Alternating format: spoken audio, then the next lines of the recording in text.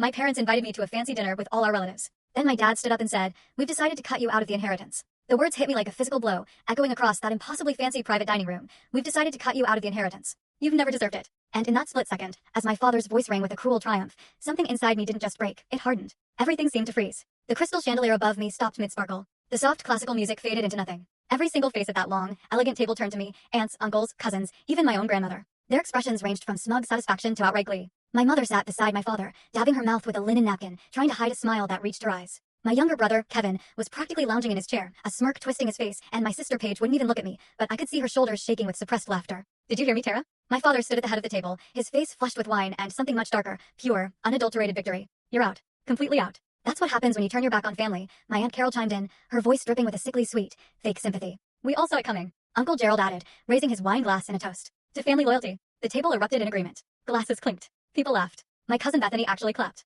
My stomach clenched, but my hands, surprisingly, were steady as I carefully set my fork down. 29 years of memories flashed through my mind like a violent storm. Every birthday where Kevin got the bigger, shinier present. Every Christmas where Paige received the coveted gifts. Every single family dinner where my accomplishments were brushed aside, while my siblings were showered with praise for the smallest, most insignificant things. But this was different. This was a public execution. Just 3 days earlier, my father had called me. His voice had been warm, inviting, for the first time in months. "We're having a family dinner on Saturday, Tara. Very important. Everyone will be there. We'd really like you to come. It's been too long." Some stupid, hopeful part of me thought maybe, just maybe, they finally wanted to make things right. I should have known better. I should have heard the trap in those words. Instead, they wanted an audience for my humiliation. I looked around the table again, taking in every single face. My grandmother, who used to sneak me cookies when I was little, wouldn't meet my gaze. My cousin Jeffrey, who I tutored every weekend for 2 years to help him through college, stared at his plate. Even my Uncle Thomas, who always swore I was his favorite niece, raised his glass right along with everyone else. "Nothing to say, Tara?" my mother asked, her voice saccharine sweet, barely concealing her glee. "No tears? No begging." I picked up my wine glass, a ridiculously expensive Bordeaux my father had insisted on ordering for everyone.